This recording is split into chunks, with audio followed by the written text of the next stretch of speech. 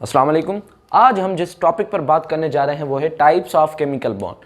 Types of chemical bond दो scientist ने हमें प्रपोज किया था। एक था उन साइंटिस्ट में से एक का नाम था कोसेल और दूसरे का नाम था लेविस, जिन्होंने हमें 1916 में हमें बताया कि टाइप्स ऑफ बॉन्ड कितने होते हैं। उन्होंने हमें बताया कि टाइप्स ऑफ जो बॉन्ड होते हैं, केमिकल बॉन्ड होते हैं, वो दो होते हैं।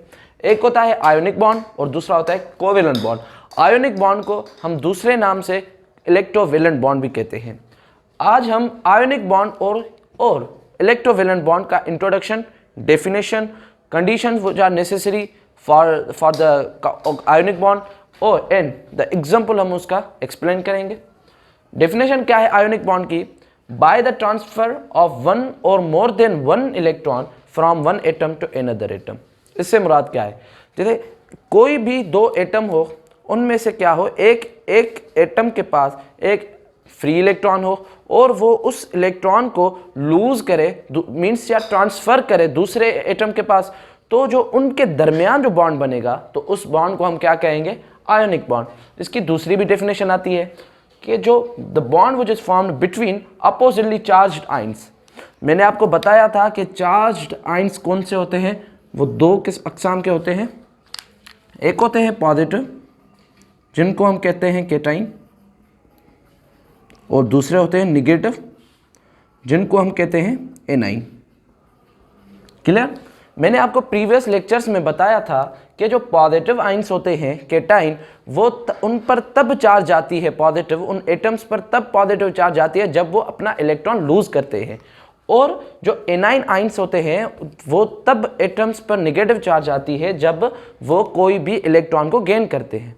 क्लियर? तो वो कोई भी ऐसा बॉन्ड फॉर्म हो जो अपोजिटली चार्ज आयन में हो तो उस बॉन्ड को हम क्या कहेंगे? Ionic bond. और इसी वजह से, चार्ज आयन की वजह से ही हम इसको इलेक्ट्रोवेलेंट बॉन्ड ही कहते हैं। फॉर एग्जांपल मैं आपको यहाँ पर देता हूँ। एक हमारे पास है सोडियम और दूसरा हमारे पास क्लोरीन। मैंने यहाँ पर एक बहुत ही कॉमन एग्जांपल लिया है NaCl, कॉमन साल्ट का। जो Na है सोडियम, उसके जो टोटल इलेक्ट्रॉन होते हैं वो होते हैं 11, और उसके जो फर्स्ट शेल होता है उसमें होते हैं 2 इलेक्ट्रॉन, और जो सेकंड शेल होता है उसमें होते हैं 8 इलेक्ट्रॉन्स, और जो उनका जो तीसरा शेल होता है उनमें होता है 1 इलेक्ट्रॉन, वो ये रहा। और जो हमारे पास दूसरा है क्लोरीन, उसका जो फर्स्ट शेल होता है उसमें 2 होते हैं, और दूसरा जो शेल होता है उसमें 8 इलेक्ट्रॉन होते हैं, और जो तीसरा शेल होता है उसमें 7 इलेक्ट्रॉन होते हैं। मींस इनके पास टोटल जो इलेक्ट्रॉन होता है क्लोरीन के पास वो होता है 17।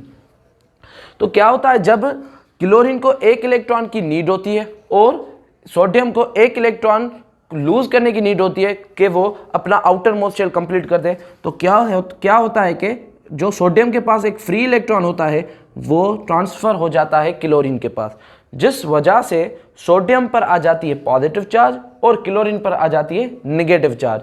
और ऐसे ही इस वजह से ही जो इन दोनों के दरमियान जो एटम्स, इन दोनों एटम्स के दरमियान जो बॉन्ड बनता है उसको हम कहते हैं आयोनिक बॉन्ड। ठीक है? अब एक कंडीशन है इसमें कि जो आयोनिक बॉन्ड जो फॉर्म होगा उसमें जो इलेक्ट्रोनेगेटिविटी का डिफरेंस होगा वो 1.7 से ग्रेटर होगा। तो अब हम इस कंपाउंड को NaCl को प्रूव करने जा रहे हैं कि इन दोनों एटम्स के दरमियान आया कि कोवेलेंट बॉन्ड है या आयोनिक बॉन्ड है। जैसे कि मैंने आपको बताया कि इलेक्ट्रोनेगेटिविटी का जो डिफरेंस होता है आयोनिक बॉन्ड में वो 1.7 से ग्रेटर होता है।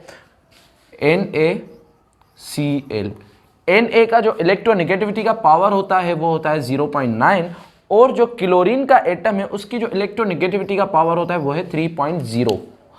हम 3.0 में से 0.9 को सब्ट्रैक्ट करेंगे तो हमारे पास फाइनल आंसर आएगा 2.1, और this is the electronegativity of NaCl। सो इसमें से प्रूव होता है कि NaCl जो सोडियम क्लोराइड है, हमारा कॉमन साल्ट है, उनके जो दरमियान जो बॉन्ड बनता है वो आयोनिक बॉन्ड ही बनता है। So I hope this lecture will be very beneficial.